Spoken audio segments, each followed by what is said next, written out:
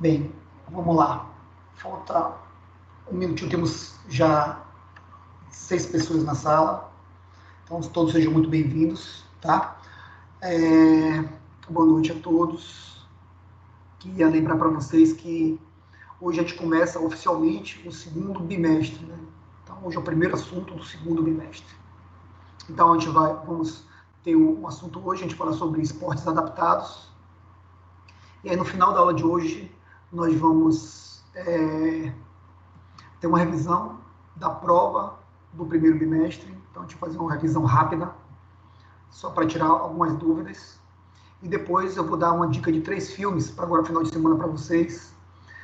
2 filmes referentes à deficiência intelectual e um filme de deficiência auditiva, que aí são os 2 assuntos principais que nós abordamos no primeiro bimestre. Então, e aí na próxima semana, a gente já entra nos assuntos mais robustos do segundo bimestre, que a gente vai falar sobre deficiência visual e deficiência física. Hoje a gente já dá o start dessa deficiência física. E também abre uma discussão sobre esses filmes que eu vou passar para vocês hoje. Tá? Então, hoje tem 3 filmes imperdíveis, que se vocês assistirem com os familiares de vocês esse final de semana, eles vão adorar também. É um filme que serve para toda a família, mas fala muito, 2 filmes que eu vou indicar para você, fala muito de deficiência intelectual, e um filme que fala muito sobre deficiência auditiva. Tá certo? Bem, a gente mantém o mesmo padrão que nas nossas aulas anteriores. Qualquer dúvida, qualquer pergunta, eu sou interrompido, então fique à vontade para me interromper quando vocês quiserem. É só abrir o microfone e falar, tá certo? Então, nossa aula já está sendo gravada. Meu computador já está espelhado com vocês. Então, vou começar a nossa aula, tá? Vou abrir aqui o PowerPoint. Qualquer dúvida, qualquer coisa, só falar comigo. Espera só um minutinho que eu vou fazer um teste aqui do áudio.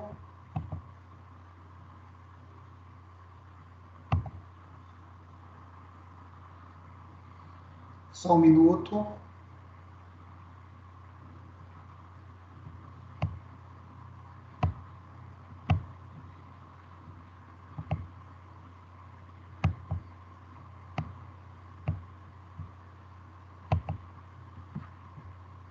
Tô caminhando pela rua e... Pronto, tudo tranquilo. Vamos lá. Vamos começar a nossa aula. Muito bem. Primeira coisa, eu vou soltar esse vídeo para vocês aqui, tá? Vou soltar uma parte dele aqui para ver se vocês estão ouvindo o áudio. Em fevereiro de 2000 eu sofri um acidente de trânsito. E quando eu passo caminhando pela rua e... Vocês estão ouvindo o rapaz falando? Sim. Pronto, Sim, beleza. Então Pronto, então vou voltar de novo o vídeo, tá? Só para um teste. Vamos lá. Então, em fevereiro de 2000 eu sofri um acidente de trânsito. E quando eu passo caminhando pela rua e as pessoas me notam, me veem, eles se emocionam. Eu vejo no olho deles, vejo no modo de se mostrarem. E me interpelam. Poxa, você é um cara que perdeu as pernas e está com esse sorriso tão largo aí, feliz a pampa. E tem um familiar que está com um probleminha no dedo e está murcho. E você poderia visitá-lo? Eu falo assim, com certeza, eu vou lá vê-lo. E eu vejo que hoje eu sou mais útil, apesar de ter sofrido um trauma, tá faltando, eu tenho 2 membros amputados, mas uso prótese e ando muito bem. Eu estou sendo mais útil do que antes, quando eu estava no resgate, porque é um negócio de tu viver com a emoção das pessoas, e as pessoas ficam muito felizes, e quando eu vou visitá-lo, ela passou por um trauma semelhante ao meu, ou pior, e eles ficam muito felizes em me ver, e estimula. Isso é muito gratificante para mim. Então, a mudança é essa de você viver com a emoção das pessoas. Então, em fevereiro de... Muito bem. Você viu só o depoimento, né? Ou seja, assim, o cara é um bombeiro militar, trabalhou a vida dele toda no resgate, na busca do resgate, no salvamento, no Rio de Janeiro, no Corpo de Bombeiros, e acidentalmente teve um acidente e teve a amputação das 2 pernas. Como ele me falou, ele deu a volta por cima, se adaptou muito bem às próteses e anda muito bem. E hoje ele se sente muito mais útil, do que na época que ele não tinha as amputações. E ele acaba sendo uma referência, um exemplo para as pessoas que estão passando pela mesma situação que ele. E constantemente ele é convidado para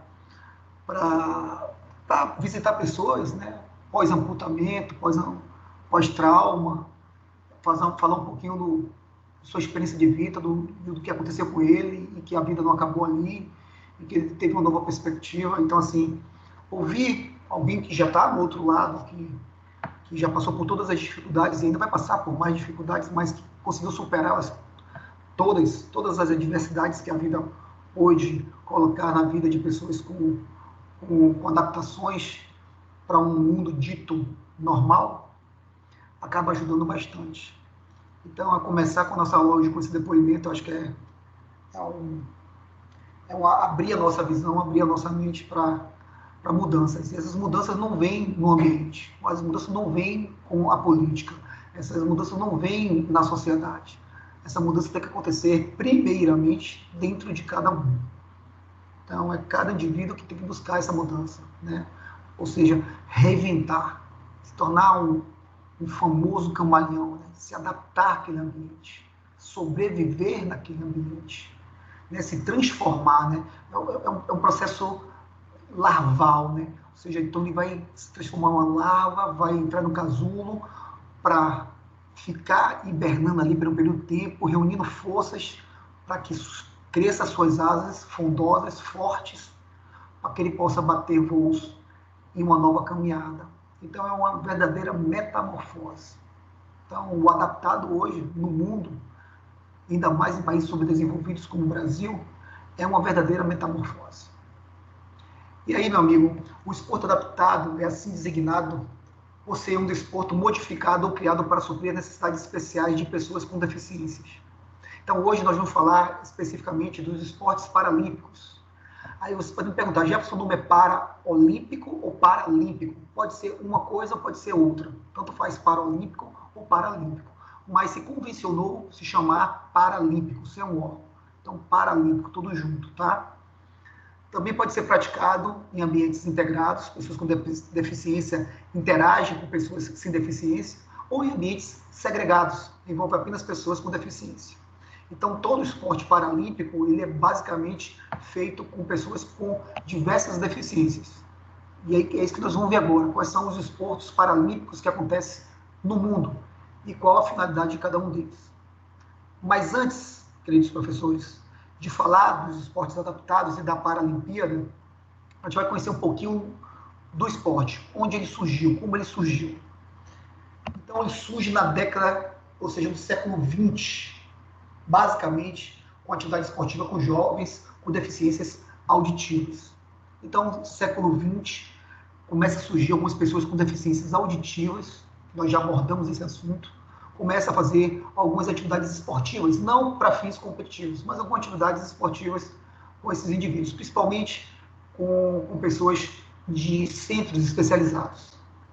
Mais tarde, em 1920, começaram a ter atividades de natação e atletismo para deficientes visuais, principalmente também nos centros de deficiências visuais. Aqui em Salvador, nós temos um que é super famoso, que é o Instituto de Cego da Bahia, que fica ali no Barbalho, ou seja, bem ali próximo da ladeira, bem no começo da ladeira da Água Brusca, bem próximo ali da Feira das Sete Portas. Então fica lá em cima, no começo da ladeira. É uma das referências, não só para o Brasil, mas para todo, ou para Salvador, mas para todo o estado da Bahia, o Instituto de Cego da Bahia, né? Então, depois disso, começa a vir necessidades específicas para portadores de deficiências físicas, e o esporte começa a se adaptar. E principalmente depois da Segunda Guerra Mundial. Então, a gente sabe que sempre após guerras mundiais, o índice de pessoas mutiladas por confronto, por batalha, é muito grande.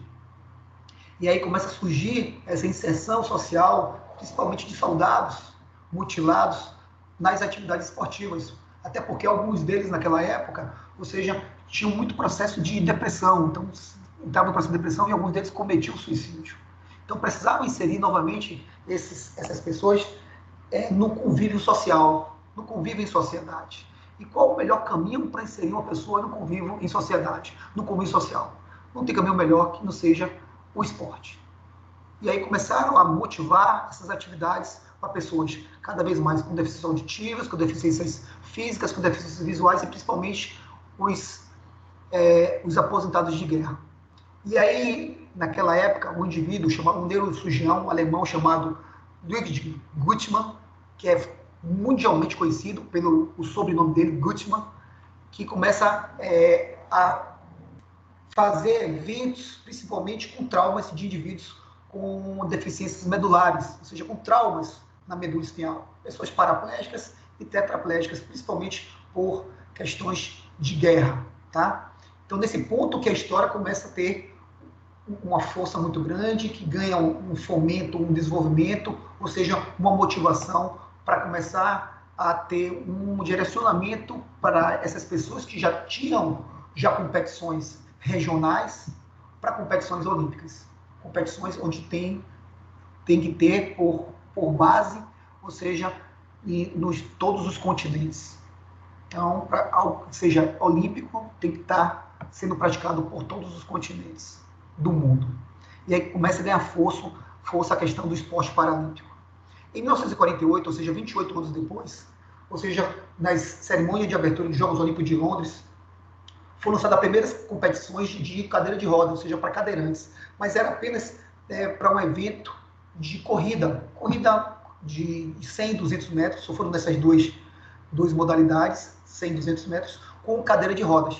Então, esporte de velocidade, né, de potência, de explosão, que aconteceu nas Olimpíadas de Londres. Tá? E aí começa, como foi apenas uma demonstração, gostaram muito da ideia, e aí o esporte realmente ganha força. E aí, na década de 60, começa a vir a questão dos esportes paralímpicos, começa a acontecer. Então, mais de 400 atletas vindo de 23 países competindo em 8 esportes. Ou seja, foi o tênis de mesa, o arco com flecha, o basquetebol, natação, esgrima e atletismo. E aí, desde então, meu amigo, o esporte paralímpico é organizado de 4 em 4 anos, junto com os esportes de pessoas sem deficiência. Sempre, primeiro tem a competição das pessoas sem deficiência, logo depois, no término das Olimpíadas com pessoas sem deficiência, tem a Paralimpíada. Então, é sempre utilizando todos os espaços físicos que foram utilizados nas Olimpíadas das pessoas sem nenhum tipo de deficiência. Inclusive, até a questão da arbitragem, a questão dos voluntários, são os mesmos voluntários das Olimpíadas das pessoas sem deficiência. São os mesmos voluntários das pessoas da Paralimpíada. Então, mantém esse quadro de pessoas, de voluntários. Então, os Jogos Paralímpicos evoluiu muito. E hoje é um dos principais eventos do esporte mundial. Mas, atualmente, os Jogos Paralímpicos ele é administrado por 6 grandes instituições.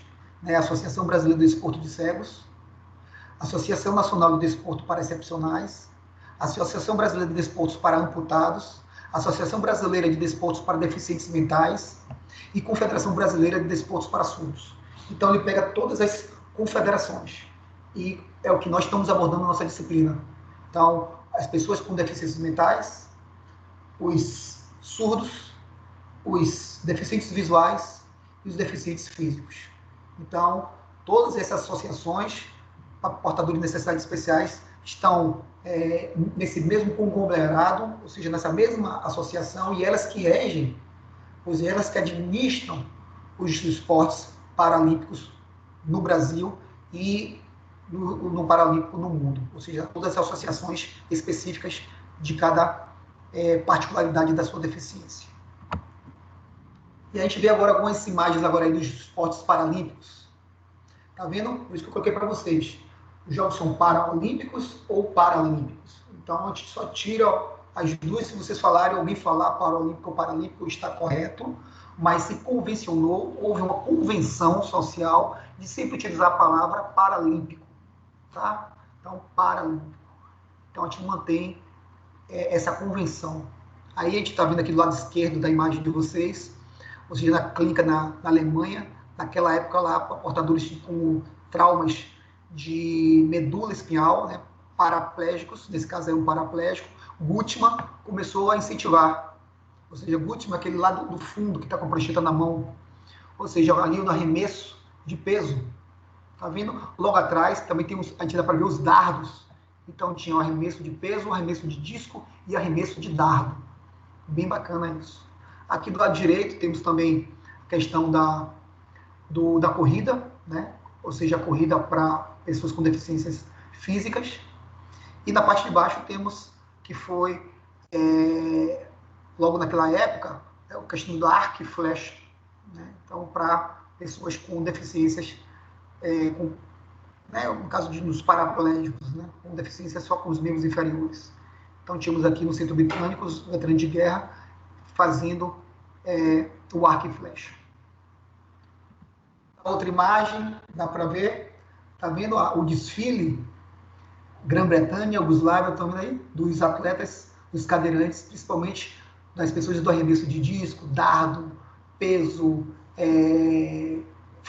arco e flecha. Então, a chegada deles lá no centro, desfilando, cada um com sua delegação. Aqui do lado direito, natação, né? Natação para pessoas com deficiências também. E na parte de baixo, o arco e flecha. Então, você vê que eles pegam essa lateral aí, as cadeiras todas travadas, ou seja, bem interessante. Essa outra imagem dá para ver um pouquinho bem, ou seja, aqui nos Jogos Paralímpicos de Tóquio, ou seja, a corrida, né? Corrida de 200 metros. Temos aqui na parte de baixo, do lado esquerdo, a natação, também adaptado. Você vê a minha está até sem óculos, ou seja, aí você pergunta por que está sem óculos? Porque deficiência visual. Como é que o deficiente visual nada? Ou seja, quando ele está chegando próximo da borda, os árbitros ficam com uma varinha bem longa, bem flexível, e quando estão chegando por cerca de 2 metros, 2 metros e meio próximo da borda, eles tocam no corpo do atleta, e aí ele sabe que ele vai desacelerar, porque senão ele pode se chocar diretamente com a borda da piscina. Então tem esse estímulo de tato, através dessa varinha, para indicar que ele está chegando já próximo, no final da piscina. Então, como ele é deficiente visual, não precisa utilizar óculos. E aqui, na parte inferior do lado direito, temos... Mas ele está de touca? Isso, não está de touca também, não. Deveria estar de touca, né? A touca ele tem que usar. Mas a gente não sabe aí se a touca saiu ou se ele preferiu nadar sem a touca, mas hoje a touca é obrigatório para todos os atletas, a não ser que ele não tenha cabelo, né? Aí não há obrigatoriedade. Oi? Ou touquinha é difícil de colocar. É verdade. É verdade. Ainda mais para a mulher que tem cabelo grande, é terrível colocar, é verdade. Bem lembrado. Agora, a pessoa que não tem nenhum cabelo, que propositalmente raspou todos os pelos, principalmente o cabelo, porque a gente sabe que na natação o pelo acaba entrando em atrito com a água e perde centésimos de segundos importantíssimos, e aí algumas pessoas raspam o cabelo, aí elas não têm a necessidade de usar touca. Mas quem tem cabelo é obrigatório utilizar touca. E aqui do lado direito, na parte inferior, nós temos o salto em distância, né? Um salto em distância também para deficientes com algum tipo de deficiência. Bem, agora vamos conhecer um pouquinho desses gráficos, desse histórico, tanto para os homens quanto para as mulheres. As mulheres aí estão sinalizadas com a cor rosa, né? É um lilás e um rosa. E os homens estão com a cor azul, tá? E aqui na parte de baixo, na parte inferior, tem todas as Olimpíadas, até a última, que foi no Rio de Janeiro, tá certo? Então temos a primeira, em 1972, ou seja, em Heinsberg, ou seja, na Alemanha. Então não tivemos nenhuma mulher em 20 homens. Em 76, em Toronto, tivemos 2 mulheres e 31 homens. Em 80, em Arnhem, tivemos 14 homens e nenhuma mulher.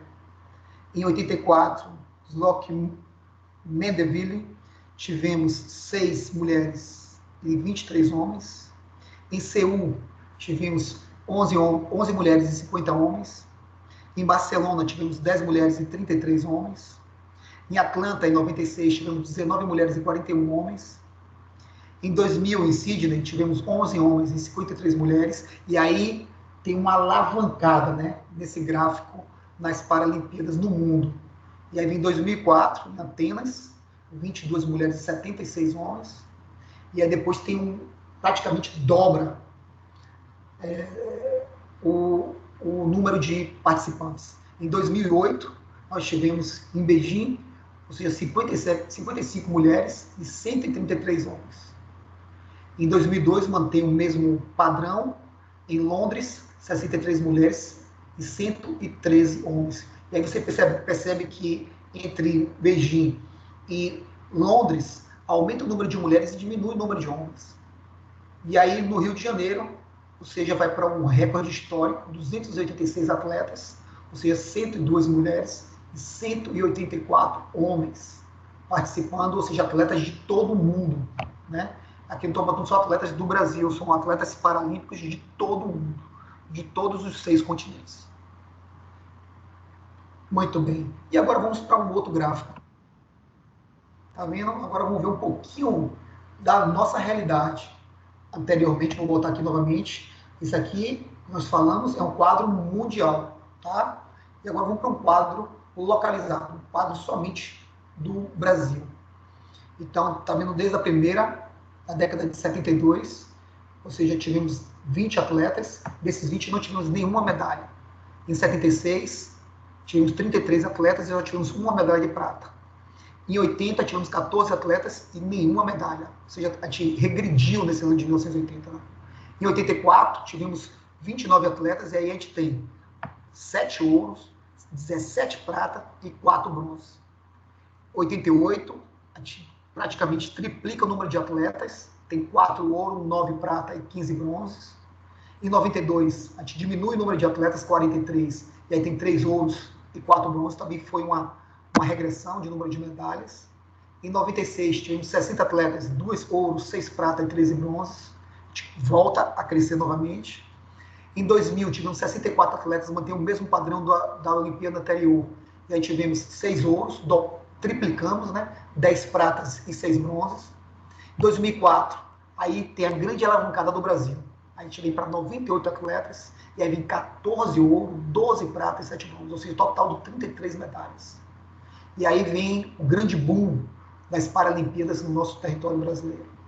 Em 2008, em Atlanta, ou seja, deixa eu ver aqui, 2008 foi Beijing. Beijing, nós tivemos 188 atletas, 16 ouros, 14 prata e 17 bronze, 47 ao total. Em 2012, em Atlanta, 183 atletas, 21 ouro, 14 prata, 8 bronze, 43 medalhas. Então a gente melhora muito. No total, a gente tem um número menor do que em 2008, mas o número de ouro, a gente aí tem mais 5 medalhas a mais no ouro. E no Rio, a gente tem, se eu não estou enganado, são mais ou menos, a gente aumentou esse número de medalhas, principalmente no ouro. Então a gente tem um recorde histórico nas Olimpíadas do Rio de Janeiro, que aí eu não tenho os dados aqui agora para passar para vocês, não, mas depois eu passo para vocês esses dados das nossas medalhas no Rio de Janeiro. E agora, olha só essa estatística, esse pódio. O Brasil nos Jogos Olímpicos. Então, vamos fazer uma comparação, né? E o Brasil nos Jogos Paralímpicos. Então, dos ditos normais, né, que tem um recorde esportivo, que está na competição, no rendimento e no recorde, e os com deficiências ou auditivas, ou visuais, ou intelectuais, ou físicas. Então, temos aqui, nos Jogos Olímpicos, 23 ouro, total, 30 pratas e 55 bronzes. Já nos Paralímpicos, 73, olha só, o triplo, 83 pratas, praticamente o triplo também, e 73 bronzes, quase o dobro, né? O dobro não, mas aí 60% a mais.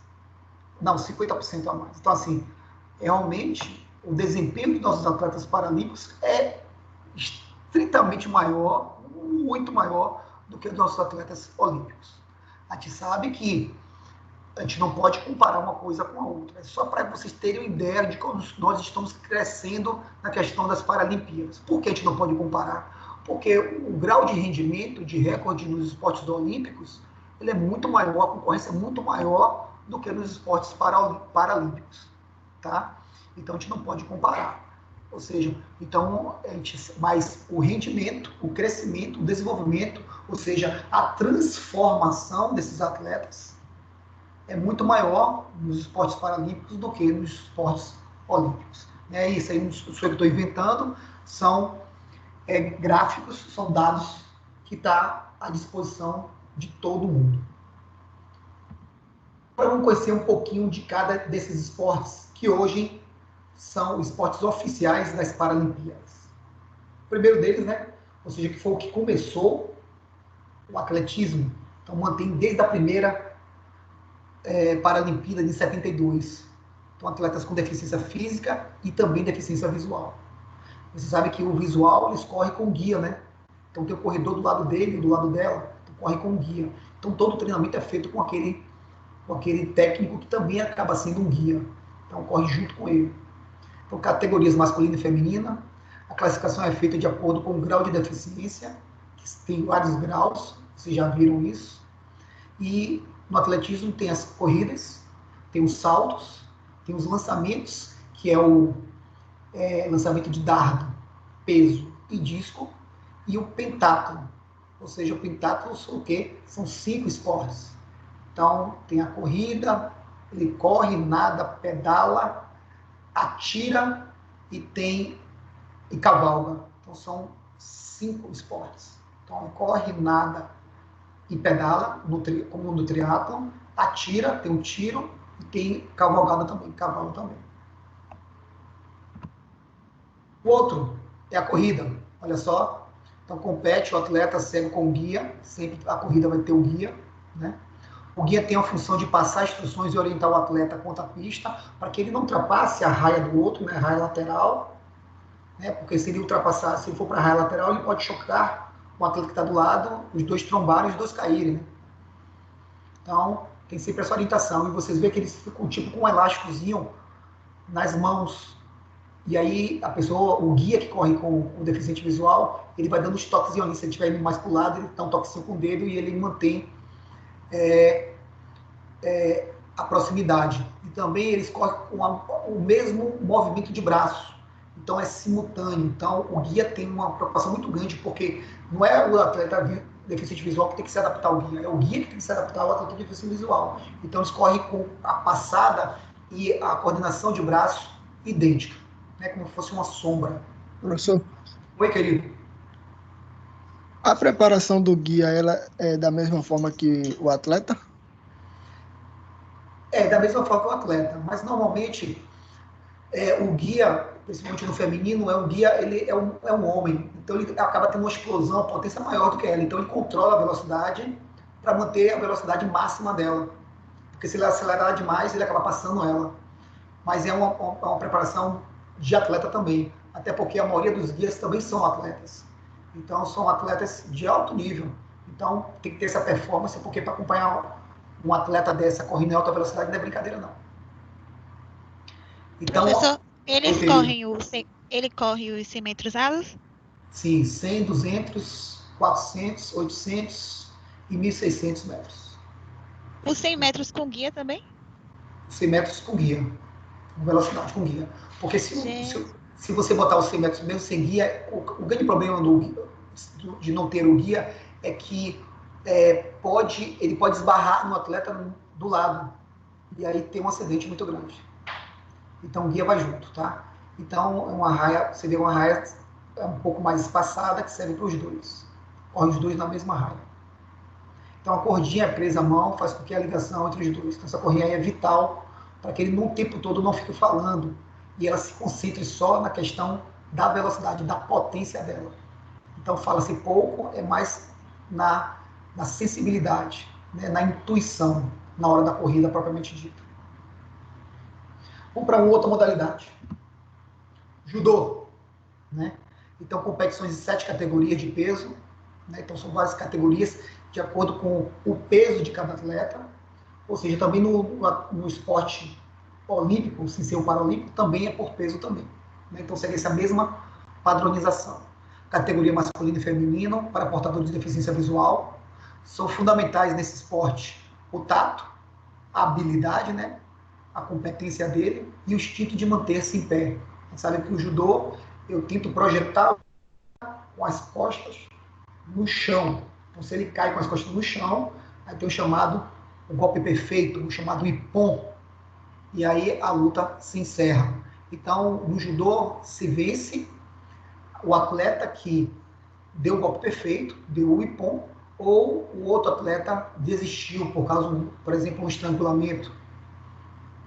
As regras são praticamente as mesmas da Federação Internacional de Judô normal, os atletas sem ter deficiências, havendo pequenas adaptações, tá certo? Principalmente quando a deficiência é visual. Então tem algumas adaptações, que às vezes o atleta ele não percebe o espaço do dojo, da competição, e aí muitas vezes ele sai desse espaço e aí toda hora o árbitro tem que interromper, e aí eles voltam a luta novamente no centro do dojo, do tatame. Vamos conhecer o próximo. Vamos agora para a natação.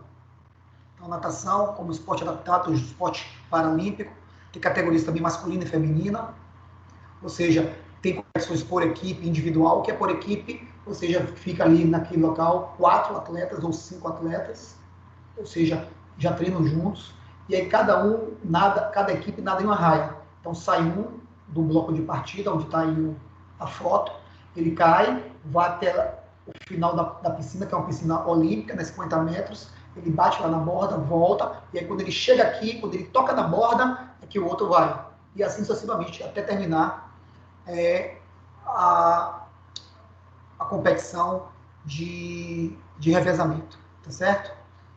Então, por equipe. E o individual, ele sozinho, ele vai e volta, que pode ser os 50 metros, pode ser os 100 metros, pode ser os 200 metros livres, ou por estilos.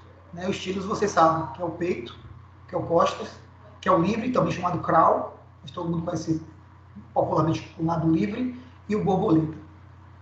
As distâncias, como eu falei para vocês, variam de 50 metros a 1.500 metros. Participação de atletas com deficiência física e também deficiência visual. Lembrando para vocês que o atleta que tem deficiência visual fica os árbitros, porque cada raia é obrigado a ter um árbitro. Por isso que natação é um esporte que tem o maior número de árbitros. Então, se eu tenho lá 8 raias, eu tenho 8 árbitros de um lado, 8 árbitros de outro lado, 8 árbitros acompanhando de um lado do outro toda a trajetória dos atletas e mais os árbitros que estão ao redor. São mais de 15 árbitros na natação. A natação é muito detalhista, né? Então é uma equipe grande de arbitragem. E aí esses árbitros... Oi, boa noite, querido. Aí o árbitro fica com essa varinha, e aí quando o atleta com deficiência visual está chegando, ele toca, então o atleta já sabe que daqui a 2 braçadas, ou no máximo 3 braçadas, ele vai tocar na borda da piscina. As regras são as mesmas da Federação Internacional de Natação Amadora, com algumas adaptações. Essa mesma da varinha é uma adaptação, né? Também, alguns atletas também podem sair na parte de baixo da piscina, não precisa sair do bloco de partida. Então, ele pode sair de baixo. Então, tem algumas adaptações. Tem atletas que não tem os braços, ou não tem um problema congênito, que ele tem um grande problema, por exemplo, só tem um braço. Então, fica uma cordinha na parte de baixo da borda, ele segura essa cordinha com a boca. Então, ele segura a cordinha com a boca e dá impulso na borda somente com o pé. E aí vai toda a trajetória só batendo o pé, porque ele não tem os 2 braços, tem deficiência dos 2 braços e de uma perna. Então, como é que ele faz para saltar? Então, ele fica na parte de baixo da piscina, de frente para o ladrilho, né, para o azulejo. Tem uma cordinha que ele morde, fica segurando com os dentes, com o pé só. Quando tem um apito, ele abre a boca e empurra com o pé, que ele dá impulso, e aí vai nadando até o outro lado e volta. Então, são algumas adaptações, né? Vamos agora para o basquetebol, ou seja, praticado em cadeira de rodas, ou seja, praticamente foi o segundo esporte a fazer parte das Paralimpíadas, basicamente com veteranos de guerra, né, mutilados, ou com lesões medulares também por causa de guerras. Então, atletas paraplégicos, então, praticado em cadeira de roda. A cadeira ela é um pouquinho mais aberta, então, ela não é comum, como vocês conhecem cadeira de roda, então ela é aberta mais para os lados, para dar mais estabilidade, e os atletas são presos por cintos de segurança, então, que prende o corpo dele. Então, ela sempre tem duas rodas maiores, uma de cada lado, tem uma rodinha na parte de trás e duas rodinhas na parte da frente. Então a cadeira toda ela é adaptada para esse tipo de competição. Então quando o atleta cai, ele cai preso à cadeira de roda, que ele consegue subir com tranquilidade. E também essa cadeira evita, a rodinha de trás, evita que ele emborque, que ele caia para trás e, por exemplo, bata o cóccix, né? Ou as costas, ou a nuca no chão. Então, para evitar uma outra lesão, fica essa rodinha na parte de trás para estabilizar, para ele não cair para trás. Então, normalmente ele cai para os lados, ou para o lado direito, ou para o lado esquerdo. Categoria masculina e feminina. Os atletas são portadores de deficiência física motora, né, paraplégicos. E são várias paraplegias. Alguns deles têm alguma sensibilidade abaixo do abdômen, outros muito abaixo do abdômen, né? Então depende muito da lesão medular, mas só em não ter movimento das pernas, ter a paraplegia, habilita eles a essa competição. As regras são as mesmas da Federação Internacional de Basquetebol Amador, com algumas adaptações.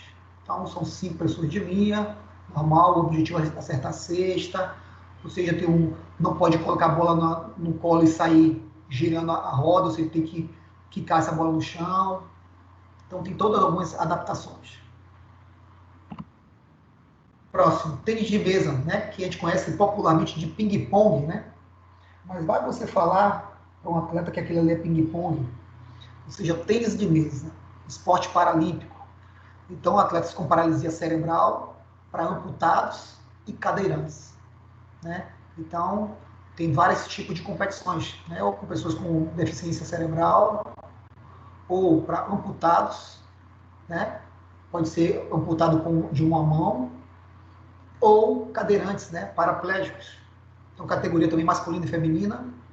As competições podem ser por equipe, como vocês estão vendo aí, né? Em dupla, pode ser individual, pode ser open, ou seja, os mais veteranos. Joga-se em pé ou em cadeira de rodas. Lembrando, se um estiver em pé, todos têm que estar em pé também. Se um estiver em cadeira de rodas, todos têm que estar em cadeira de rodas. Existem poucas adaptações das regras da Federação Internacional em relação ao tênis de mesas oficial, né, do esporte não paralímpico.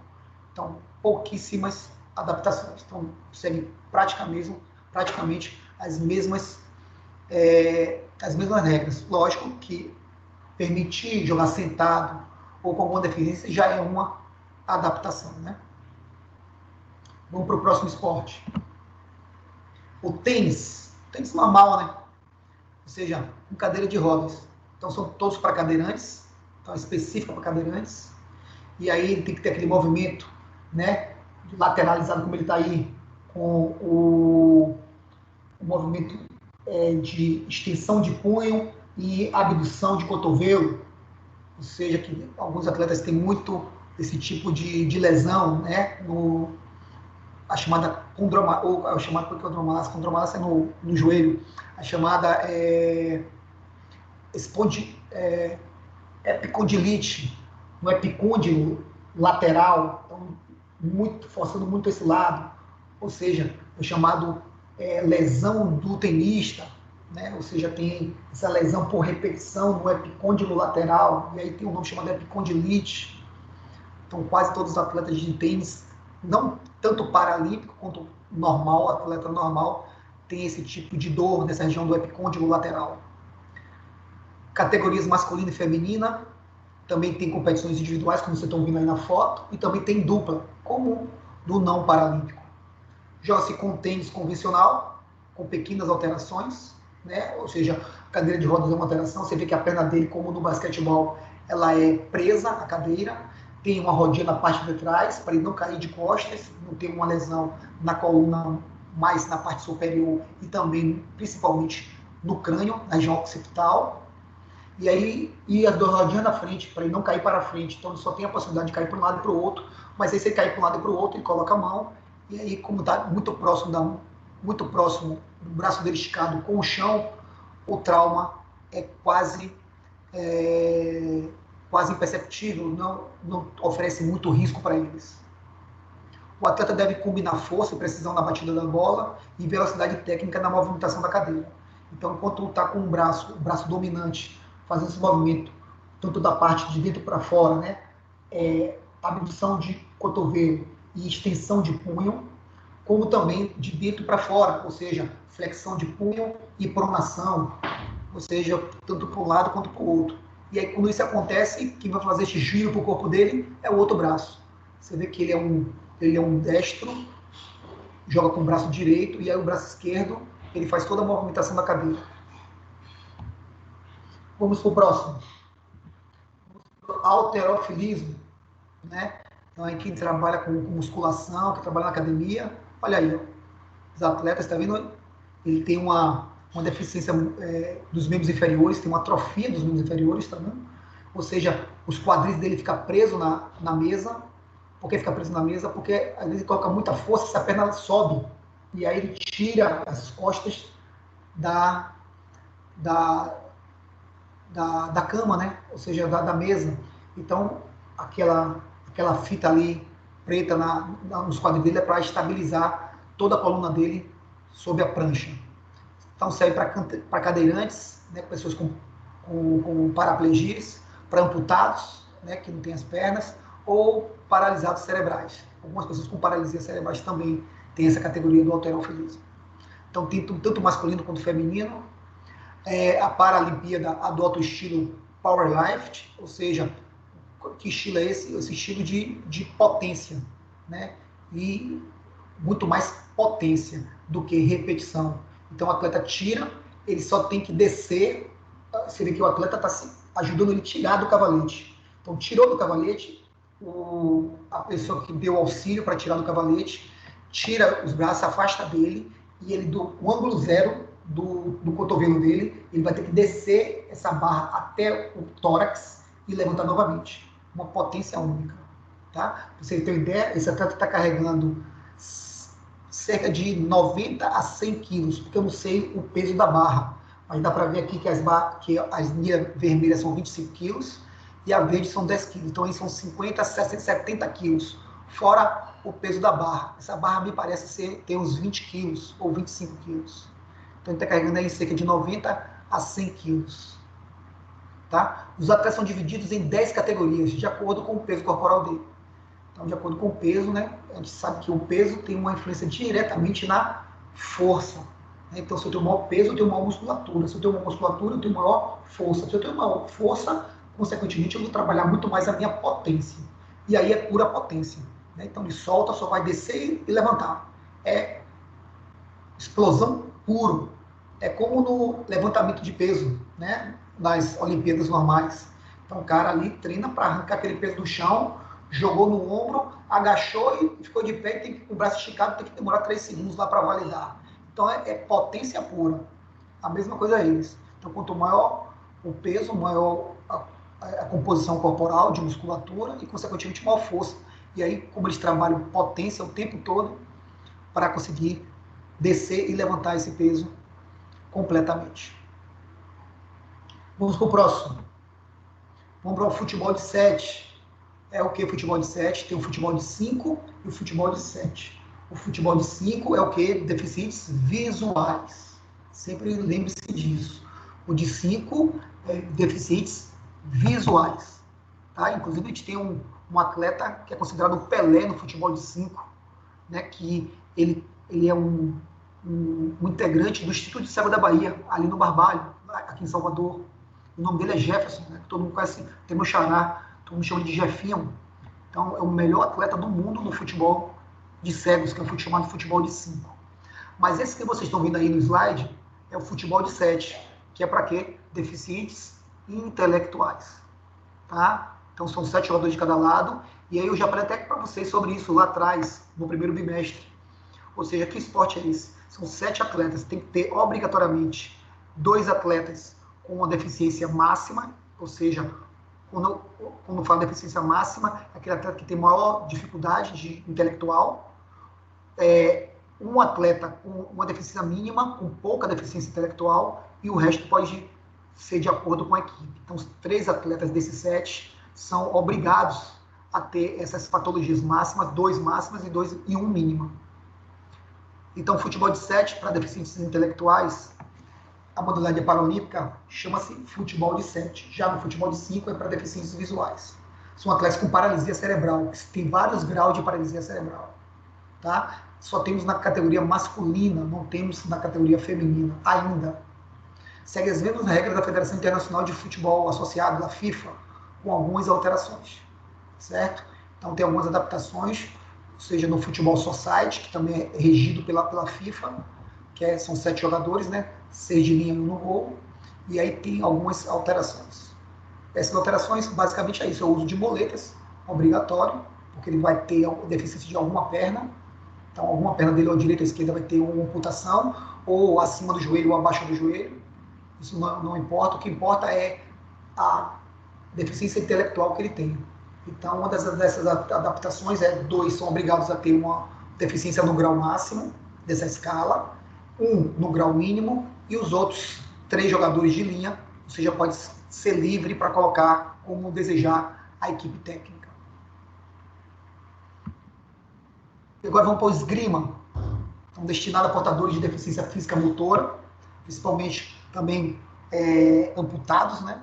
Então segue aquela mesma padronização, realizada em cadeiras de roda, categoria masculina e feminina, tem competições individual e também competições por equipe, modalidades de florete e espada, ou seja, florete e espada tem uma diferenciação. Essa aqui vocês estão vendo aí é a espada, tá? O florete é como se fosse uma espada, mas tem um pouco diferente desse que a gente está acostumado a ver na esgrima. Tem categoria masculina e feminina, e também sabre, que é masculina, que é a categoria masculina, que também é outro tipo também de material contundente, outro tipo de espada, né? Que é chamado sabre, que é tipo um bastão que tem uma luz na ponta, que é chamado sabre. Ciclismo, né? Então olha só o ciclismo, né? O ciclismo, os caras são potentíssimos, né? Ou seja, o braço do cara é do tamanho da nossa perna. Então, praticado para atletas paralisados cerebrais, deficientes visuais e amputados. Categoria masculina e feminina, individual ou por equipe. E as regras são as mesmas do ciclismo convencional, também com algumas adaptações. Né? Então, aqui temos o ciclismo. O goalball. O goalball é um dos esportes adaptados que tem crescido muito. É uma modalidade esportiva desenvolvida especificamente para pessoas com deficiência visual. É baseado nas percepções auditivas e táteis, como também na orientação espacial. Caracteriza-se como uma atividade dinâmica, interessante e especial. Então, como é que funciona? Ou seja, fica uma equipe de um lado, uma equipe do outro. Tem uma bola que dentro tem o guiso, né? Tem aquele sinozinho, quando ela mexe, esse guiso, esse sinozinho emite um barulho. Como também no futebol de 5 para deficientes visuais, o goalball tem que ter total silêncio na quadra, então ninguém pode falar absolutamente nada, tá certo?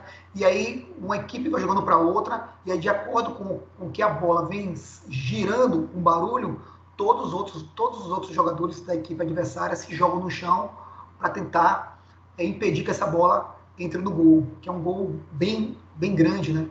Um gol gigantesco. Então, é bem interessante, bem dinâmico esse esporte. Agora, vocês percebem que algumas pessoas estão usando viseiras, né? Por que isso? Porque tem algumas pessoas deficientes visuais que conseguem ver vultos, movimentos, algumas luzes. Então, não tem uma completa escuridão no globo ocular. Então, tanto no futebol de 5, né, quanto também no goalball, todos os atletas têm que usar uma viseira. Nesse caso, é uma viseira mais forte, porque a bola é diferente, né? É uma bola mais pesada. E se ele tivesse com uma viseira, ou seja, com um tapa-olho igualzinho como é no futebol de 5, poderia machucar o rosto dele. Então, é uma viseira resistente que, se a bola bater no rosto, no olho ou na sobrancelha, enfim, não vai machucar bastante. Vai machucar muito. Já no futebol de 5 é apenas um tapa-olho, ou seja, ele é muito mais leve, muito mais confortável. Antes disso, eu não coloquei aqui, mas também temos a canoagem, só faltou colocar essa canoagem. Então, canoagem também temos o esporte paralímpicos também com a canoagem, né? Especificamente com pessoas com deficiências motoras, né? Ou seja, paraplégicos. Diga, querido. Oi, estou te ouvindo. É que eu não faço seria foi as duas modalidades.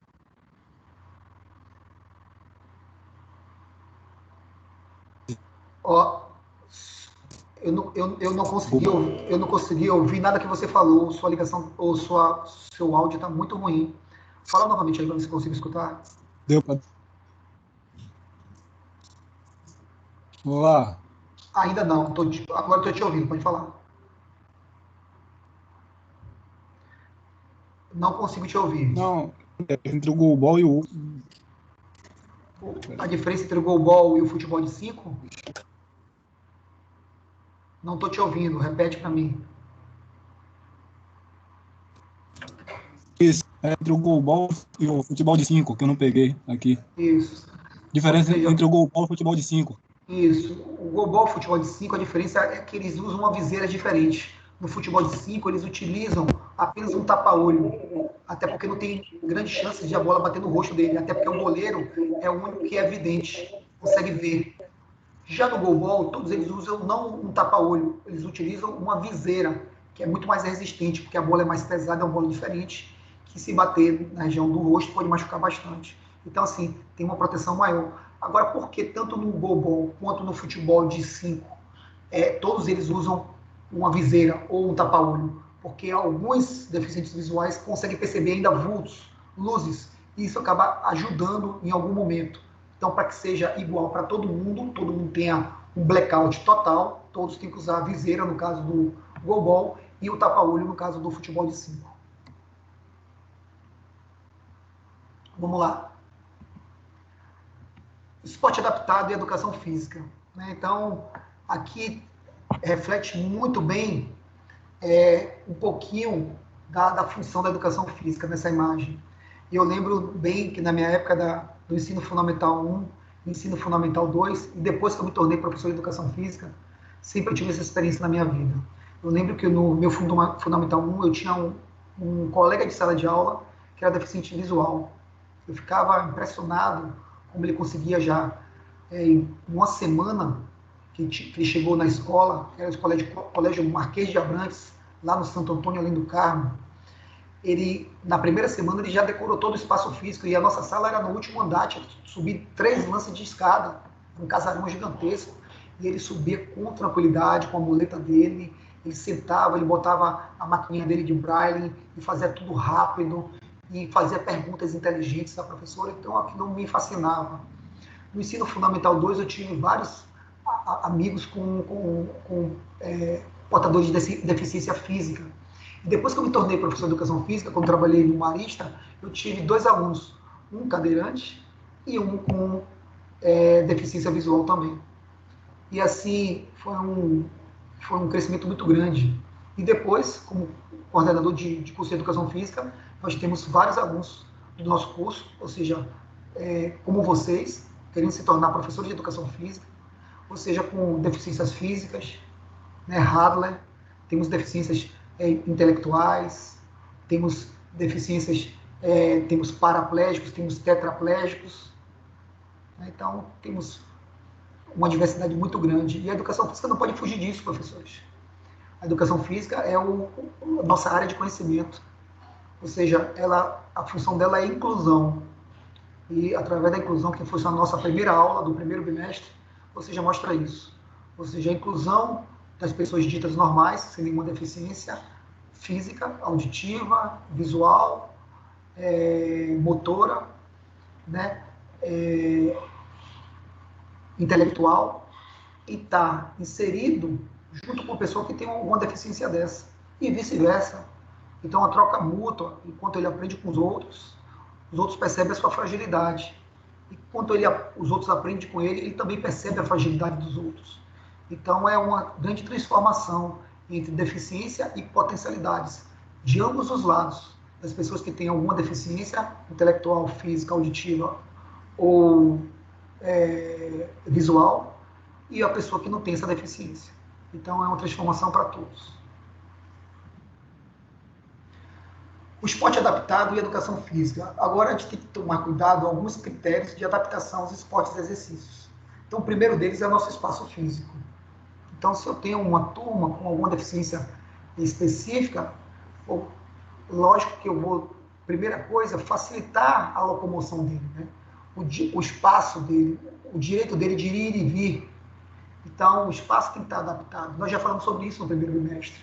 Então, as rampas, as barras de acesso, os banheiros com adaptações, as pias, os vasos sanitários, os elevadores, as rampas de acesso, os corrimões. Então, tudo isso tem que estar facilitando a vida deles e a vida de todas as pessoas que precisam que precisam de mobilidade, né?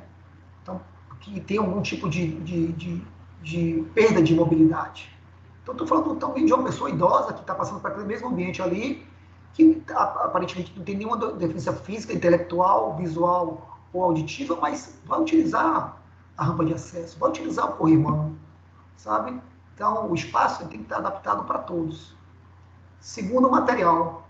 Então, se eu vou trabalhar com deficientes auditivos, ou seja, sempre exercícios que eu realize, que ele veja eu realizando, para que ele crie uma autonomia de realização, porque ele viu previamente como eu fiz e ele vai executar exatamente como eu predeterminei para ele, certo? Se eu uma pessoa com deficiência visual, então vou colocar bolas com guizos.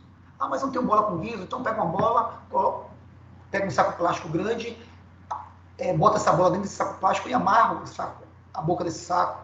Então, quando a bola for rolando, vai gerando um barulho do saco, que vai ter a mesma função do guizo. Então, vou utilizar o material adequado.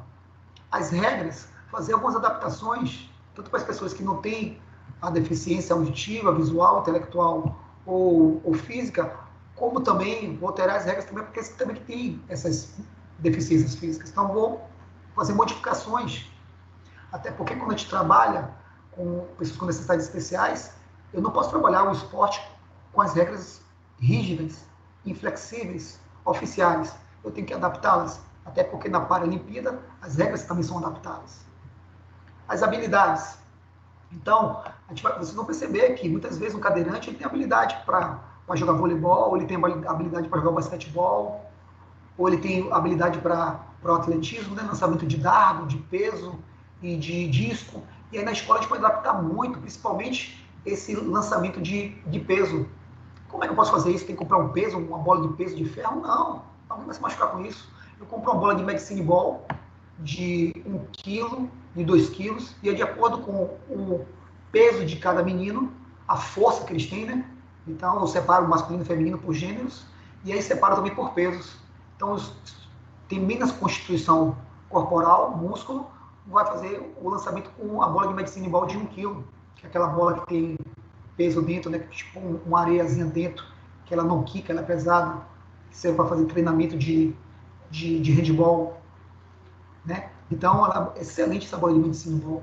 E os alunos que têm maior constituição corporal são mais fortes, eu boto a bola de 2 kg.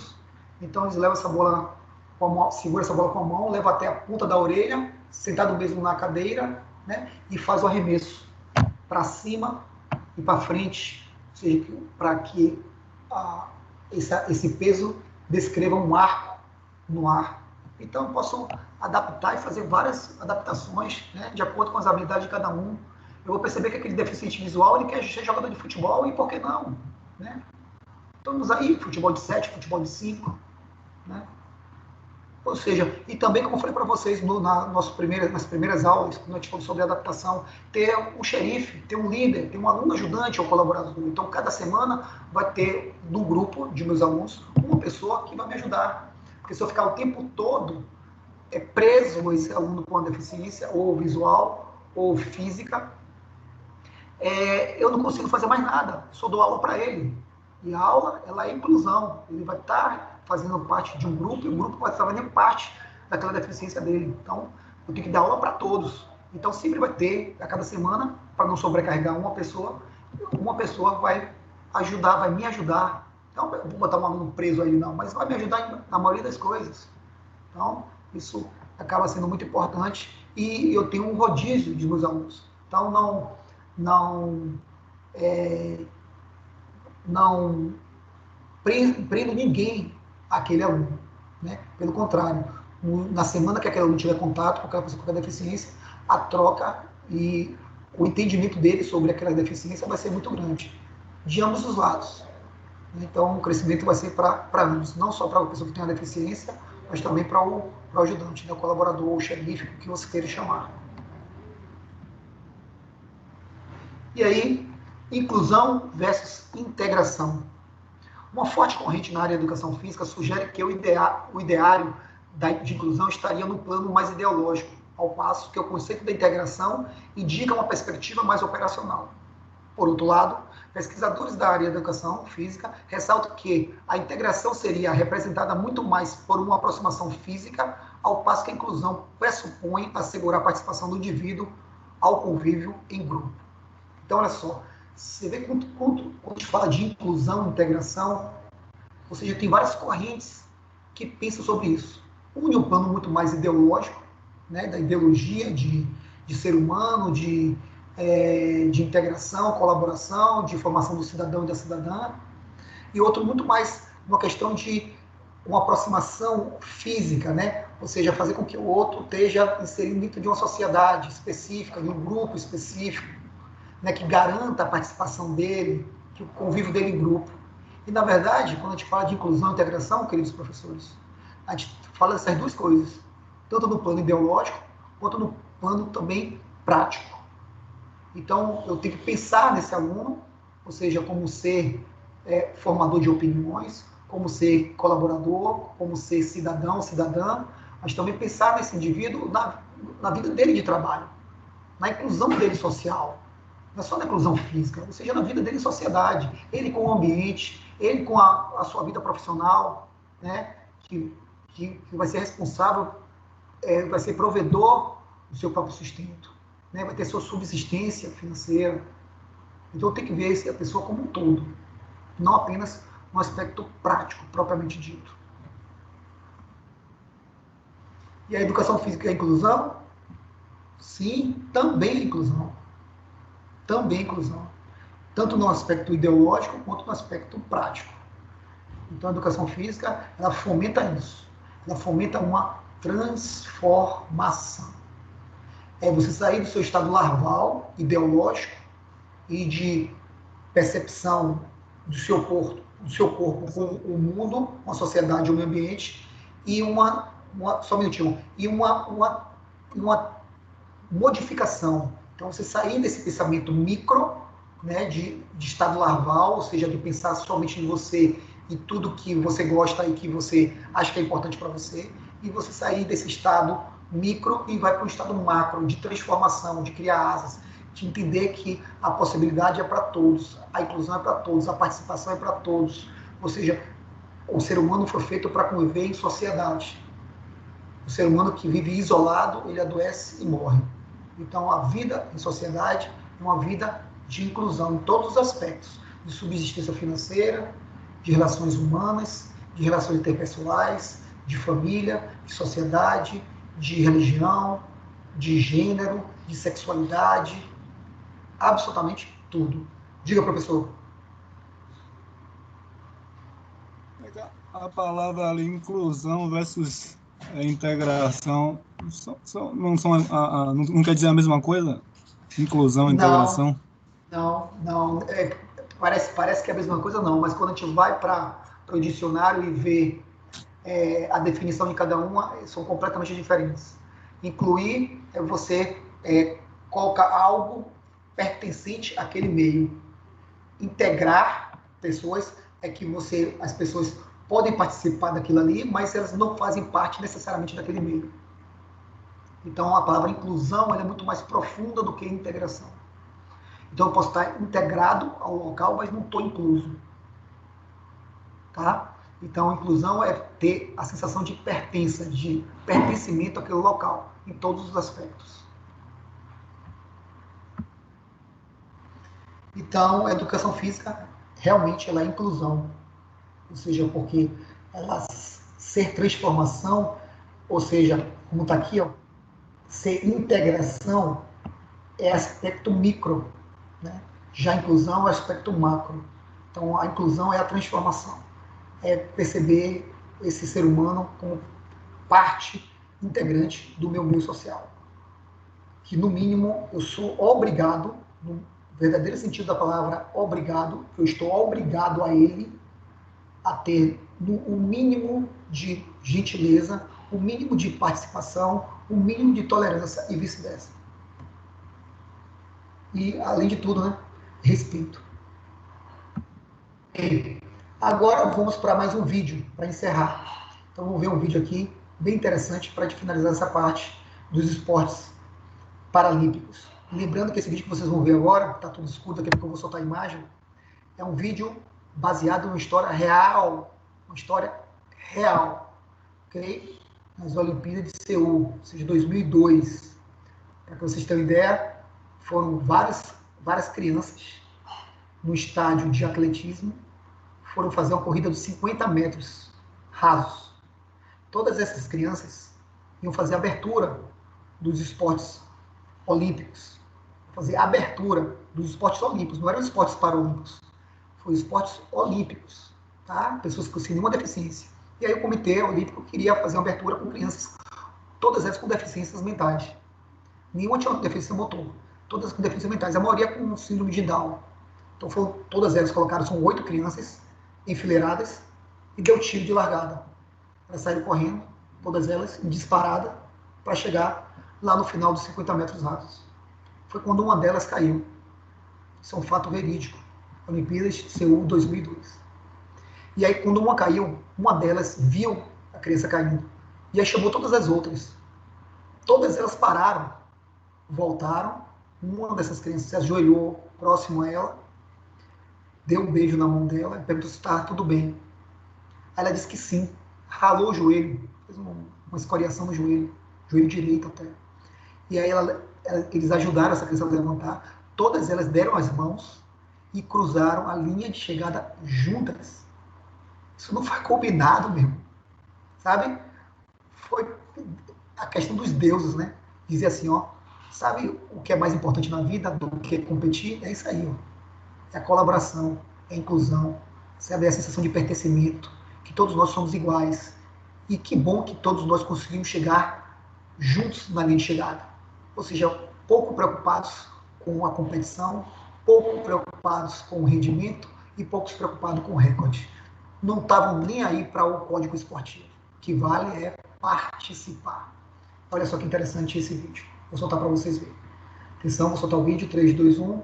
Soltei. Fato real. Seattle, 2002. Ou, perdão, 92.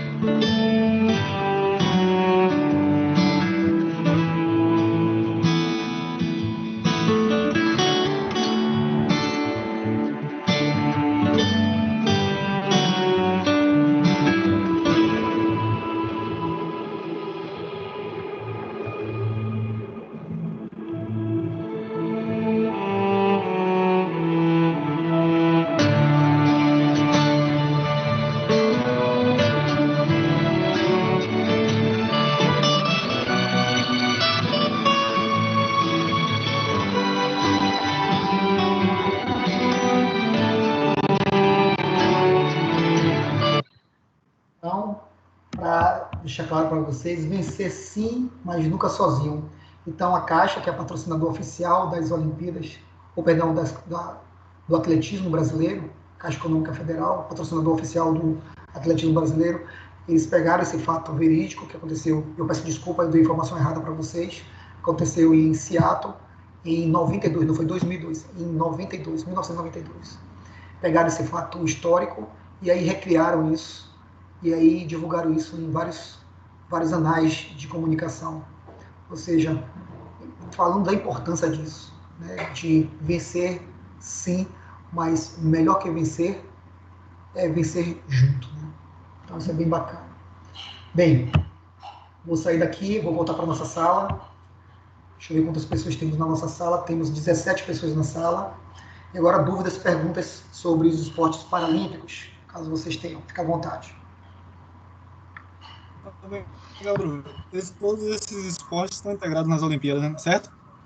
né? Todos Eles eles. E eu esqueci de colocar, eu só faltou um que eu não Paralimpíadas. coloquei das Paralimpíadas, exatamente. Só esqueci de colocar um que foi canoagem, tá faltando canoagem. Tudo dependendo do ano. Dúvidas mais, perguntas? E vem cá, quando Professor? voltarmos ao cronograma, Desculpa, não ouvindo de entendi. novo meu microfone. Fala aí, eu tô te ouvindo. Não, microfone. Eu tô te ouvindo, pode Não, eu falar. estou dizendo, quando a gente voltar ao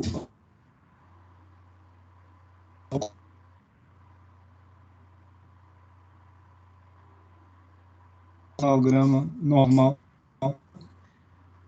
Isso, agora a gente não é um posicionamento da faculdade, nem da eles Prefeitura de podem se Salvador. adaptar, a gente vai se Sim, isso. Então, assim, não é a determinação da faculdade, nem da Prefeitura de Salvador, nem do Estado da Bahia, e sim da CESAB, da Secretaria de Saúde da Bahia. Então, assim que houver uma segurança, que nós voltarmos o nosso convívio social, a gente vai ter um calendário específico somente para as práticas. Tá certo? Então, fique tranquilo quanto a isso. Diga, meu amor, você queria falar alguma coisa? Professor, só uma dúvida. Eu queria saber a altura da cesta de basquete. A altura da cesta de basquete, a cesta de basquete é a altura padrão para tudo, tá certo? Então, a cesta de basquete, ela é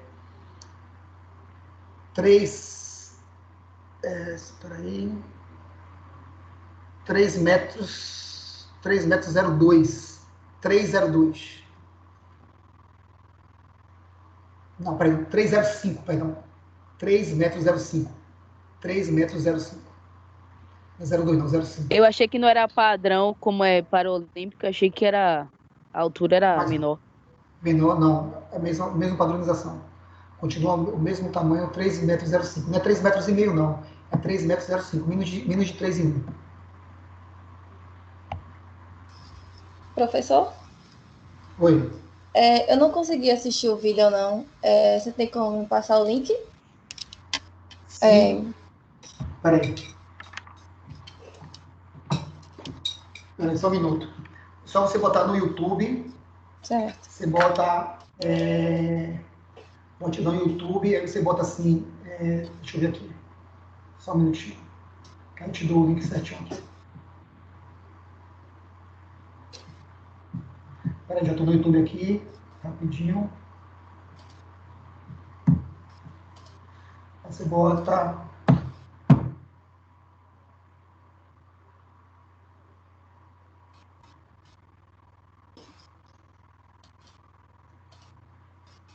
Deixa eu abrir aqui. Como eu estou esperando para vocês acabam vendo melhor aqui. Peraí só um minuto.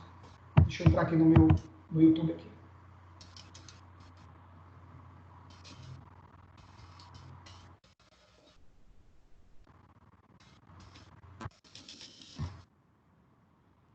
Segura aí que a gente vai agora, daqui a pouquinho, a gente vai fazer uma revisão rápida da prova e passar uma dica para vocês, 3 filmes sensacionais para esse final de semana, para a gente discutir isso na próxima semana. Assistir os 3 não, assistir um deles com a família, bem interessante, que a família vai gostar muito, fantástico. E sobre deficiências intelectuais, sobre deficiência visual. Só um minutinho, cadê? Aqui, YouTube.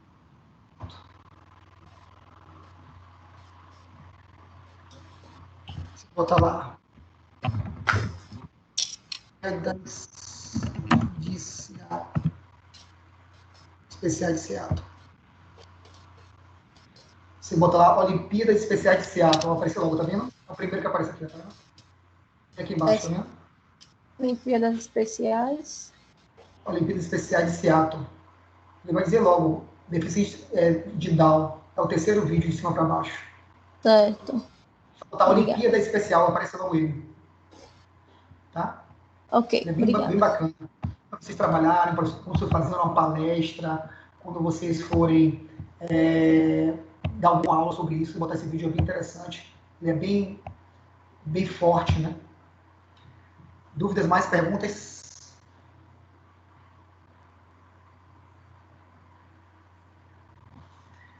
Muito bem.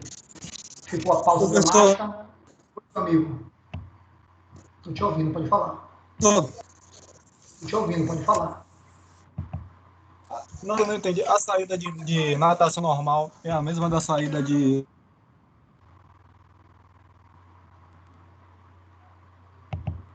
Isso. Olha só. A natação, a saída, são várias Natação, formas de sair. aquela parte assim. Se o atleta só tem deficiência nos braços, a saída dele pode ser no bloco de saída. Mas se ele tem deficiência nas pernas, não dá para ele ficar no bloco de saída. Então ele tem que ir para a parte de baixo, ou seja, na borda da piscina, embaixo do bloco de saída. E ali fica uma cordinha, que ele morde essa cordinha, coloca uma das pernas ou as duas pernas, e aí dá impulso, e aí tem a saída da parte de baixo. Então ele pode sair por cima ou por baixo. É como no normal, o nado costas é sempre saído na parte de baixo do bloco de partida, não sai de cima, os atletas saem da parte de baixo. Só que nesse caso é adaptado, então como ele não tem os braços, ou só tem uma perna, não tem os dois braços, não tem a perna, então ele segura a cordinha com a boca para estabilizar esse corpo, coloca uma das pernas ou as duas pernas, e aí quando tem um apito, saída, o tiro de saída, ele dá um impulso com essa perna ou com as duas pernas. Vamos lá. Okay. Vamos agora para a correção da prova. Tá? Então, primeira questão. Com relação à prática da educação física, é correto afirmar que. Então, a primeira questão é letra E, ou seja, desenvolve a dimensão motora e afetiva. Então, primeira questão, letra E de escola. Segunda questão. Como as atividades físicas podem ser executadas em conjunto, possibilitam a interação entre todos os participantes. Alguns dos valores trabalhados nas atividades físicas são ética, trabalho em equipe, respeito às normas. A educação física trabalha vários valores para a inclusão social. Analise o valor que se mostra ao lado oposto a essa inclusão. Escolha uma. Então, a resposta da questão 2 é a letra D, individualidade. É tudo que o esporte adaptado, que a inclusão não quer, né? Terceiro, a classificação funcional é extremamente importante, sendo o seu principal objetivo. Ou seja, qual a resposta da letra terceira questão? Letra D, proporcionar igualdade de condições. Quarta questão, a educação física desenvolve a dimensão e das pessoas em conjunto com os domínios cognitivos e sociais, pois lida com o corpo, o que a torna um caminho privilegiado para a educação. Assim, a alternativa que completa corretamente as lacunas. Então, a resposta da quarta questão é a letra E, ou seja, a educação desenvolve a dimensão motora e afetiva das pessoas. Questão 5. Com base no que estudamos, responda a questão. Durante a atividade deve ser inserido o estímulo verbal. A resposta correta da questão 5 é a questão B. Sim, que mostre que o aluno está no caminho certo. Então, sempre o estímulo verbal. Questão 6. Ao ter o aluno com deficiência auditiva, é importante que o professor, primeiro, conheça o histórico médico do seu aluno para conhecer quais as características da limitação dele? Sim. Depois, elaborar um plano de aula que seja capaz de contemplar a aprendizagem de todos os seus alunos? Sim, tanto com deficiência quanto que não tem deficiência. Terceiro, realizar as atividades da mesma maneira para todos os alunos para garantir a igualdade dentro da sala de aula? Não. Tem pessoas com necessidades especiais, então tem que ter adaptações, então não posso ser da mesma maneira. 4. Adaptar suas atividades pensando na individualidade de cada aluno? Sim. 5. Separar os alunos com deficiência dos alunos sem deficiência nas suas aulas? Isso não é inclusão, isso é exclusão. Então, as alternativas é a letra C, verdadeiras, inciso 1, 2 e 4. Vamos para a questão 7. Os distintos sons podem variar de 300 a 3.000 Hz, que é aquela intensidade de som. E que é aquela mobilidade de som, perdão. A intensidade corresponde aos decibéis, né, que é a amplitude dessas vibrações. E está associado à pressão sonora. Tomando como base a classificação da deficiência auditiva proposta por órgãos internacionais, em quantas categorias o indivíduo surdo pode ser classificado? Inclusive, a gente falou isso na nossa aula. Então, questão, a letra D, em 4. 8. Leia as seguintes afirmações. Então, vamos ver a primeira. A questão 8, tá? Uma pessoa com deficiência auditiva pode apresentar dificuldades de aprendizado, uma vez que o comprometimento da audição dificulta a captação da atenção? Sim, verdadeiro. Inciso segundo, a aprendizagem é a retenção e a fixação de uma nova informação? Sim, verdadeiro. Inciso terceiro, o aprendizado de toda pessoa com deficiência auditiva só é possível com auxílio de intérprete de Libras? Falso. Sabe que não é só com auxílio de intérprete de Libras. Eu posso ter um aprendizado de várias outras maneiras, inclusive de leitura labial, leitura corporal, não precisa ter um intérprete de Libras, necessariamente. Inciso 4. Como professores, devemos utilizar a metodologia de ensino que beneficie os alunos mais habilidosos, incentivando aqueles que possuem mais limitações a acompanhá-los? Não. Isso aí é uma loucura. Isso é criar uma competição absurda, né? E 5. Inciso 5. Devemos utilizar métodos e meios de ensino que permitam a inclusão e o aprendizado de todos os nossos alunos, independente de suas limitações? Agora sim. Verdadeiro.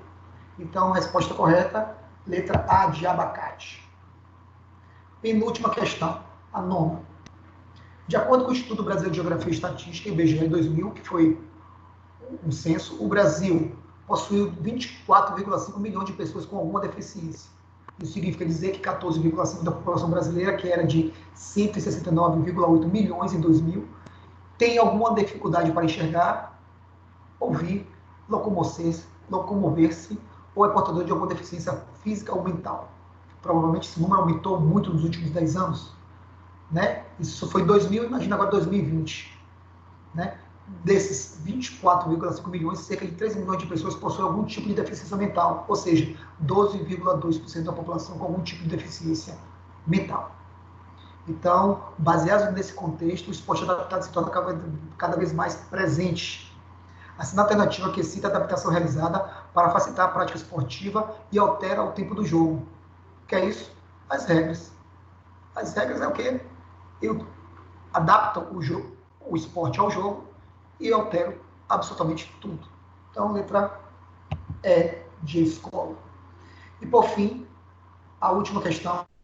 Segundo a Organização Mundial de Saúde, 10% da população em países em desenvolvimento são portadores de algum tipo de deficiência, sendo que metade desses são portadores de deficiência mental, propriamente dita.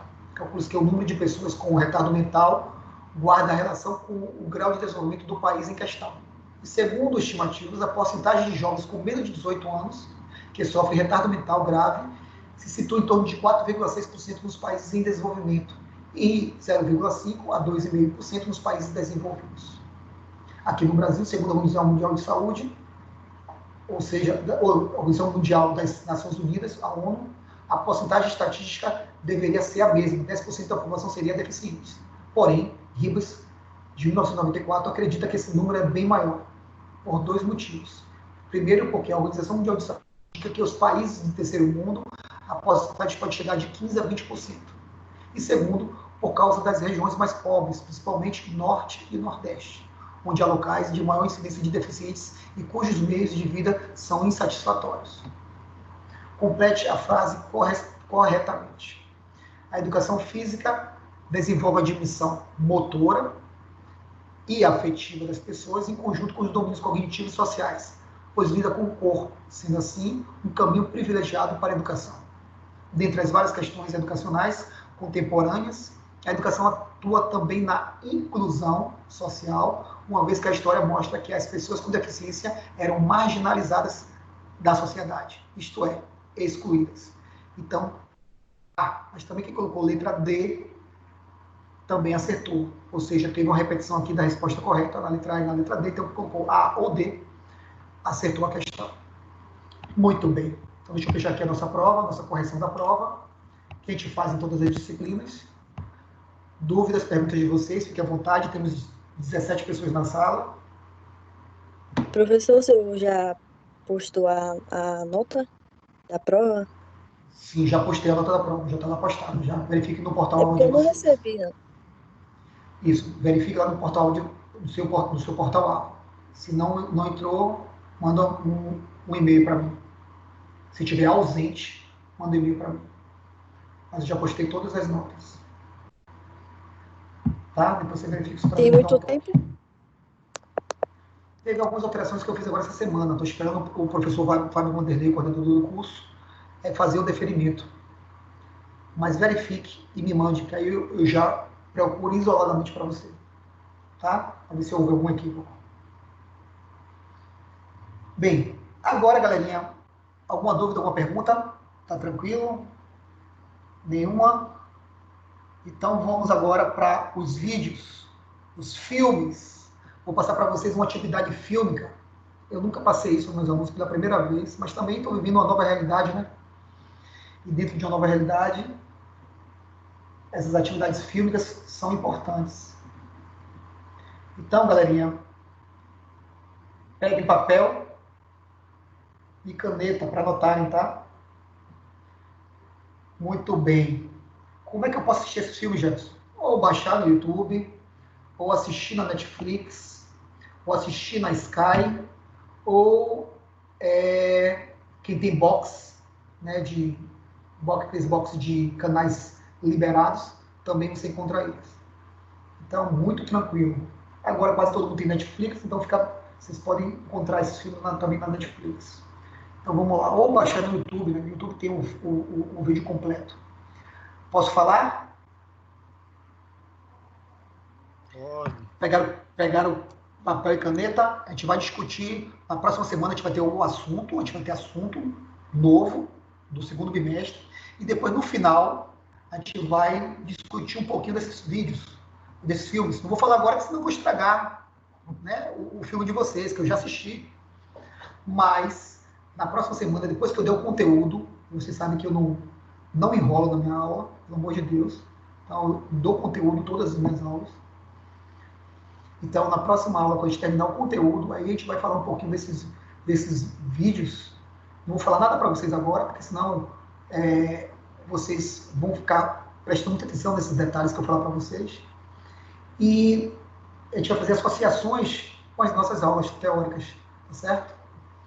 Primeiro filme na Netflix, vocês encontram também, na YouTube também, chamado Milagre na Cela 7. Milagre na Cela 7. É um filme fantástico. Você pode assistir com seu pai, com sua mãe, com seu namorado, com sua namorada, com o seu marido, com sua esposa, com o cachorro, com o papagaio. Só tem um detalhe. O único detalhe. Pega um saquinho de pipoca, coloca no colo, fica confortável no sofá. Prepara para chorar. Isso. Desvendado. Exatamente. Confortável no sofá ou no tapete de casa. E como você bem falou, professora, pega um lenço e deixa do lado. Porque vocês vão chorar. É show de bola. Eu não quero ver esse filme, não. Isso, mas olha só. Ele é bem interessante. Porque todo mundo fala que é triste e eu não quero chorar, não. Não. 2 horas chorando. Olha, não é triste, não. Não, é show de bola. Galerinha, olha só, não é triste, não. O filme tem um final surpreendente. Mas ele emociona. Mas não é um filme triste. Ele emociona. E o final é surpreendente. Então, não vou falar nada. Agora, o que você tem que compreender nesse filme? É que é um filme de um cara, um pai de família, com deficiência intelectual. Não conta, Jefferson! Eu não vou contar nada. Não conta! Não vou contar. Galera, assistir. Isso, não vou contar. Ele tem deficiência intelectual. Tá? É um pai de família, tem deficiência intelectual, e de acordo com essa deficiência intelectual dele, ele tem autonomia de vida. Ele gera subsistência para a própria casa dele. Então não é um deficiente intelectual que vive babando e que vive no manicômio, não. É um deficiente intelectual que tem autonomia de vida. Ele gera uma receita financeira para a sua família. E aí o filme se dá em cima desse grande ator que discorre bem sobre os problemas que os deficientes intelectuais passam nessa vida. Não só injustiças, mas também muito preconceito. Então, vale a pena assistir. Tá, anotaram? Vamos para o próximo.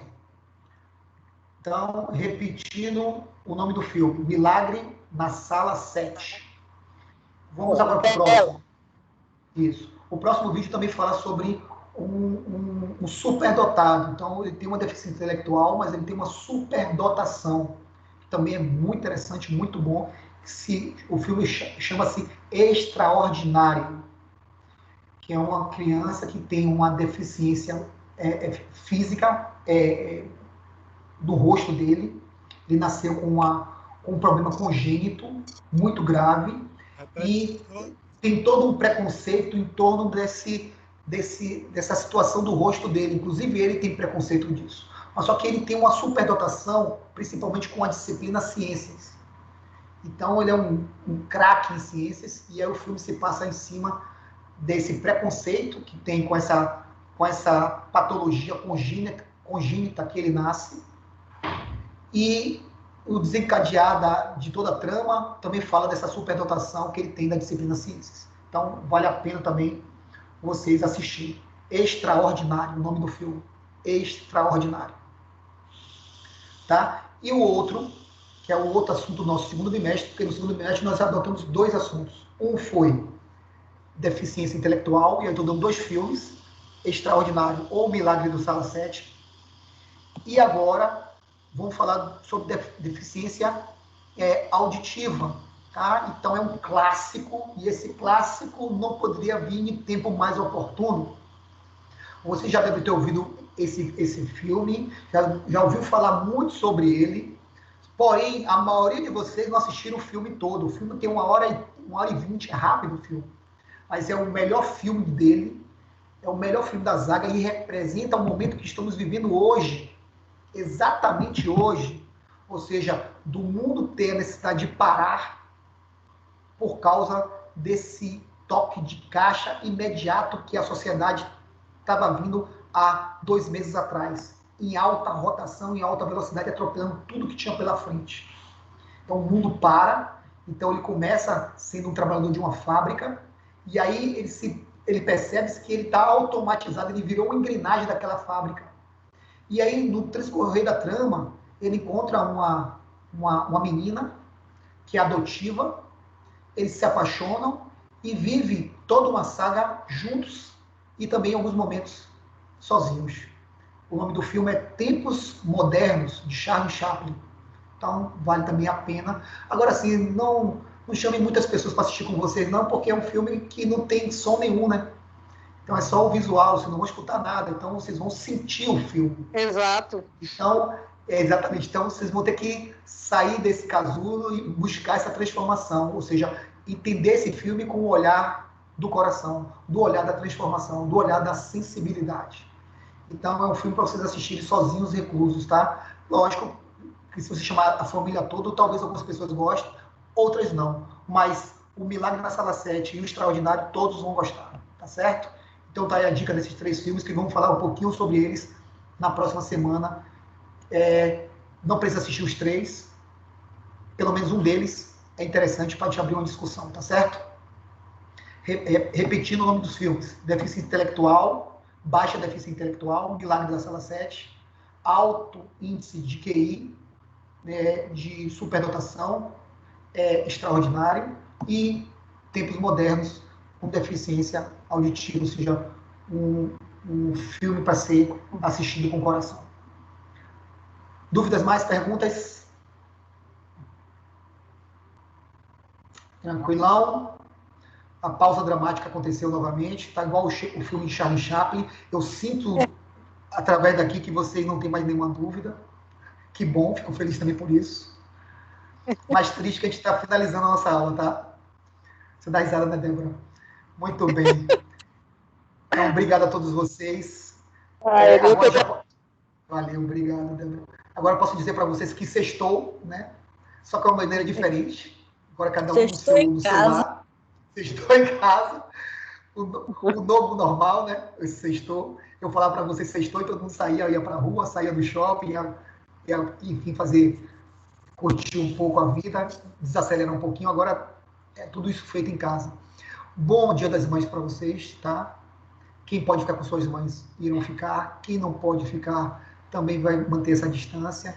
Isso é bacana porque esse vídeo Tempos Modernos de Charlie Chaplin fala muito disso, do distante e do muito próximo. Então faz uma correlação fantástica com o que nós estamos vivendo hoje, tá? Então, bom final de semana para vocês, bom Dia das Mães, fique com Deus, saúde para vocês e para seus familiares. Amém. Obrigada, amor. Amém. Valeu. De nada, Querida, tchau, tchau. Tchau, queridos. Grande abraço a todos. ok. Valeu, Jefferson. Tchau. Tchau, Até tchau. segunda. Tchau, Cláudio. Beijo, até segunda. Então, nesse momento, eu encerro a transmissão.